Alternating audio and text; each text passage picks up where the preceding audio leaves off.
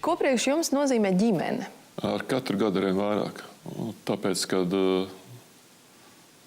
arvien vairāk sāc laiku pavadīt tieši ģimenē.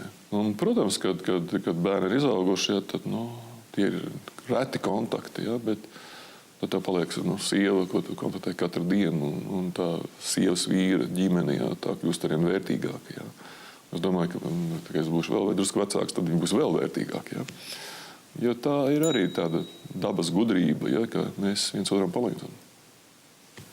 Kas varbūt ir tā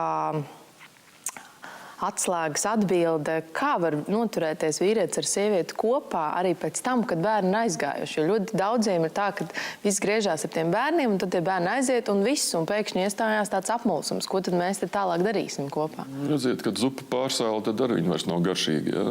Tad arī tāpat ar to mīlestību. Mēs sakam, jābūt beznocīgiem mīlestībiem. Jā, es piekrītu. Mīlestībai jābūt beznocīgiem, viņai jābūt mūžīgai uz visu laiku. Bet ir jāsaprot to, ka arī bērniem ir mīlestība. Arī bērniem ir ģimenes.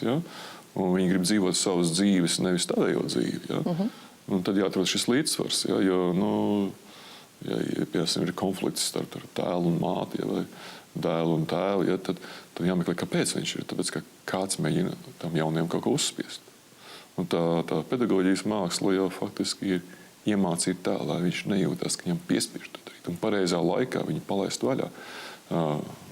Dzīvajā dabā lauvas, kas sasniedz pusotru gadu vecumu, vecāki vienkārši aizdzen prom. Viss tev jāiet pašam medīt. Un tad tie divi jaunie lauvas vienmēr sasaistās vienā duetā, jo tā ir vieglāk medīt. Viņi vēl nav gatavi pa vienam iet un nedodies vēl ģimenes dibināt. Tā kā visam jābūt samērīgām, bet tā ir tā grūtākā lieta, atrast to vietu līdzsvaru.